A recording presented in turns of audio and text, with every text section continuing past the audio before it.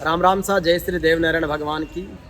भगवान श्री देवधाम का जो वार्षिक लक्ष्मी मेला है उसमें हमारे एक प्रमुख सिंगर के रूप में सामाजिक जागृति के अग्रदूत कर्नल किरोड़ी सिंह जी भैंसला के सानिध्य में रहे सम्मानित श्री बहादुर सिंह जी गुर्जर साहब हैं, जो बहुत अच्छे शिक्षक हैं, समाजसेवी हैं और सामाजिक जागृति की गीत और देव नारायण की कथा को बरसों से गा रहे हैं। अभी गुरुजी 31 जुलाई को सेवानिवृत्त हुए हैं और देवधाम का जो 27, 28 और 29 अगस्त का मेला है उसमें 28 अगस्त को आपकी प्रस्तुति रहेगी। तो ये तो मुख्य कलाकार और ऐसे कई सारे और इनके सानिध्य में कलाकार रहेंगे। कर्नल किरोड़ी सिंह जी भैंसला की एक प्रतिमा लग रही है जिनके साथ इन्होंने काम किया। तो सर, किस तरीके का जीवन रहा, किरोड़ी सिंह जी के संपर्क में आए, लेकिन उससे पहले आप एक शिक्षक रहे हैं लंबे समय तक, तो समाज के परिवेश को किस तरीके से देखते हैं? शिक्षा से जब मैंने सोचा संस्कार नाम की क्या चीज़ होती है, तो एक प्रार्थना थी, हमारा कर्म हो सेवा, हमारा धर्म हो सेवा, सदा ईमान हो सेवा, वह सेवक चर बना देना। और फिर एक और दी, वह शक्ति हमें दो दया निधे, कर्तव्य मार्ग पर डट जाएगी, देश जात में जन्म दिया कुर्बान उसी पर हो जाए। ये संस्कार मैंने कर्नल साहब में देखे सेवानिवृत्ति के बाद। उन्होंने जो समाज की सेवा की और एक तरह से अपनी सेवानिवृत्ति के बाद में भी अपनी जवानी झोंक दी, अपनी बूढ़ापा नहीं जवानी कहूँगा मैं तो उसको, तो पूरे देश में दूसरों को जगाया और हमको बहुत कुछ दिलाया। उनसे प्रभावित होकर सबसे पहले मैंने एक टोंक में उनसे मुलाकात की। एक प्रोग्राम था स्टेज का, मैंने एक गीत गाया और वहाँ गीत गाकर मैंने ये कहा कि बना पड़िया गुजर का बेटा, खाता डोलर टोरा, और ऊंचा पद पे क्यों न बैठे गुजरा का छोरा, अरे कलेक्टर क्यों न बनती गुजरा की राम प्यारी, गुजरा में पैदा है क्यों अवतारी। ये रामपारी शब्द मैंने वहाँ गया था टोंक में, उसी को लेकर पूरे राजस्थान में जहाँ भी कर्नल साहब जाते, मेरी राम प्यारी जब तक कलेक्टर नहीं बनेगी तब तक मुझे शांति नहीं मिलेगी। बस उन्हीं की प्रेरणा को लेकर के, और मेरे अंदर एक जज्बा था गाने का, भगवान ने मुझे बनाने की ताकत दी है, सरस्वती माता ने। तो मैं कविता बना करके उनके गीत गाया करता था, समाज को जगाता था, बच्चों को शिक्षित किया मैंने, और इस लाइन में भी मैं, इस लाइन का भी मैं जानता। आप संगीत की लाइन में कितने लंबे समय से हैं? जब मैं कक्षा 6 में पढ़ता था तो मेरे गुरुजी ने मुझे मीराबाई बनाया था सबसे पहले, और हाथ में खुरताल, हाथ में माला लेकर के मेरे से एक गाना गवाया था, पायो जी मैंने राम रतन धन पायो।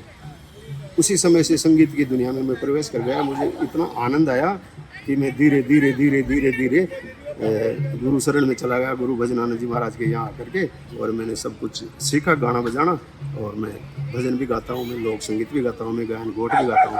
सारी चीज़ों की मैंने जानकारी लेकर के बड़ी रुचि से मैं इसमें काम करता हूँ। जिस तरीके से आपने कैसेटों का दौर देखा, फिर मेमोरी आई, मोबाइल आए, स्टूडियो, सारी चीज़ें देख रहे हैं, तो वो दौर कैसा था जब आपने कैसेट्स पे लगातार 8 घंटे तक भगवान देवनारायण की जीवन लीला को गाया? जब मैं गाड़े बजाने का काम, हम सत्संग करते थे, गुआड़ी के बीच में एक पाल बिछा करके 2, 5, 10 आदमी बैठ करके गाया करते थे।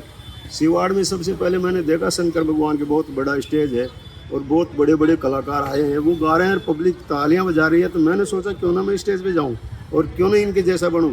तो मैंने सिवाड़ के शंकर भगवान की पूरी स्टोरी बना दी वहाँ की एक किताब लेकर के, और वहाँ सबसे पहले मैंने मंच पे सिवाड़ में शंकर भगवान की गाया, और वहीं से मेरा चस्का लग गया स्टेज पे जाकर के गाने का, और फिर मैं गाता रहा। क्यों ना मैं कैस्टें भरूँ, कैस्टों के माध्यम से मैं आर पार पहुँचूँ।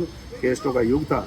मैंने भगवान श्री देवनारायण की जन्म कथा और उनकी मामा के यहाँ जो उनके कार्यकलाप थे वापस आने तक की 8 घंटे लगातार सारंगी वादन के साथ मैंने देवनारायण की कथा गाई है। वो कैस्टों का ज़माना था जब चलती थी वो।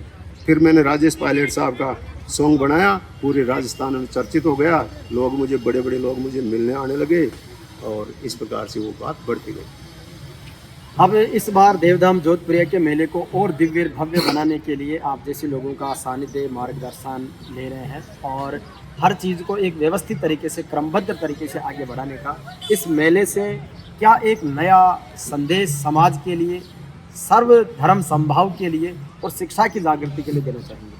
देखो, भगवान श्री देवनारायण की कृपा से सारे काम संपन्न होते हैं, और भगवान श्री देवनारायण किसी एक कौम के नहीं है, भगवान तो सबके हैं, सब जातियाँ आती है, सब अपने अपने मानते हैं। और इस मेले पर मैं तो मेरे गीतों के माध्यम से भी एक तरह की शिक्षाप्रद गाने गाऊंगा, हमको क्या करना चाहिए, हमारा लक्ष्य क्या होना चाहिए, और भगवान देवनारायण की कथा गाऊंगा, देवनारायण भगवान का हमको दिया गया योगदान, उनकी जीवन लीला, और जैसे हमारे महापुरुष है कर्नल बैंसला जी, स्वर्गीय राजेश पायलट जी, उनके भी मैं गीत गाता हूँ, जिनसे समाज को बहुत कुछ मिलता है। और सर्वधर्म धर्म समभाव की जो स्थिति के लिए भगवान के हर तरह के गुणगान यहाँ करने को मिलते हैं, पब्लिक बहुत आती है। मैं इससे यही संदेश देना चाहूँगा कि सभी बड़े प्रेम से आएँ और मेले को, आपका मेला है, अपना मेला है, बड़ी शांति से सुने और अपने जीवन में उतारने के लिए, जीवन को कुछ अच्छा पवित्र बनाने के लिए हम आगे बढ़ें। भगवान देवनारायण से ये कामना करते हुए इस मेले की आपको यही प्रेरणा देना चाहूँगा। आपने एक शिक्षक जीवन के रूप में और संगीत के रूप में जो समन्वय किया है, किस तरीके से संगीत की जो ताकत है, शिक्षा की ताकत को तो आपने जिया है, संगीत की ताकत को भी महसूस किया है, कितनी महत्वपूर्ण है जीवन के लिए संगीत? जी, जैसे एक स्त्री होती है बिना श्रृंगार के, और जब उसको 16 श्रृंगार मिल जाते हैं तो उसका अद्भुत हो जाता है रूप। इसी प्रकार से शिक्षा तो है ही जीवन में महत्वपूर्ण, लेकिन संगीत के साथ अगर शिक्षा हो, दोनों का तादात्म्य हो, सामंजस्य हो, तो बात इतनी अच्छी होती है, इतनी अच्छी बढ़ती है, अब समझने वाले को भी समझ में जल्दी आती है और जीवन को भी प्रेरणा मिलती है। शिक्षा और संगीत दोनों एक दूसरे के मिले हुए अगर काम हो तो इससे मैं बहुत अच्छा महसूस किया मैंने, और अच्छी तरह से जानकारी मिलती है। एक दो कोई अच्छे से आपके चर्चित गीतों के मुखड़े सुना दीजिए बहादुर जी। चर्चित गीत तो मेरा सबसे ये है प्रेरणादायक। कर्नल बैंसला का सपना ने साकार करणो छे, दो दिन आगे दो दिन पाछे, एक दिन सबने मरणो छे। कर्नल बैंसला का सपना ने साकार करणो छे, पहलो सपनो शिक्षा ऊपर ध्यान धरणो छे, पहलो सपनो शिक्षा ऊपर ध्यान धरणो छे। अरे बेटियां पढ़ जागी तो जाकर जिला कलेक्टर बनणो छे, कर्नल बैंसला का सपना ने साकार करणो छे। कर्नल साहब के सपना था अच्छी स्वास्थ्य, अच्छी शिक्षा और पढ़ी लिखी माँ और कर्ज मुक्त समाज। ये चीज़ें सभी समाजों के लिए लागू होती है और इस सपने को पूरा करने के लिए हम हर तरह से प्रयास करेंगे और हम सबको मिल करके इनको पूरा करने की आवश्यकता है। एक भगवान देवनारायण की लीला का एक बहुत सुंदर सा मुद्दा सुना दीजिए। भगवान देवनारायण का जन्म कहते हैं कि कमल के फूल में हुआ था, मालाशेरी डूंगरी पे। तो मालाशेरी डूंगरी तन धन धन बारंबार, मालाशेरी डूंगरी तन धन धन बारंबार, छठ साता की रात मेरी जन्म्या कृष्ण मुरार। माता साडू मालाशेरी डूंगरी पे जाती है और भगवान से प्रार्थना करती है कि हे भगवान, आपने मुझे वचन दिया। तो मालाशेरी डूंगरी पे नत के साडू जावे जी, अदर सला पे बैठ डू, अदर सला पे बैठ गुजरी, हर्षों हेत लगावे जी ओ जी। इस प्रकार से माता साडू भगवान से प्रार्थना करती है और भगवान दर्शन देते हैं और माता साडू की झोलिया में देव रूप में अवतार धारण करते हैं। जोधपुरिया की लीला और महिमा जो है उसको लेकर के संगीत में हमारा जोधपुरिया दरबार, भगता की लगा जे पार, मारा देव धनी दरबार, भगता की लगा जे पार।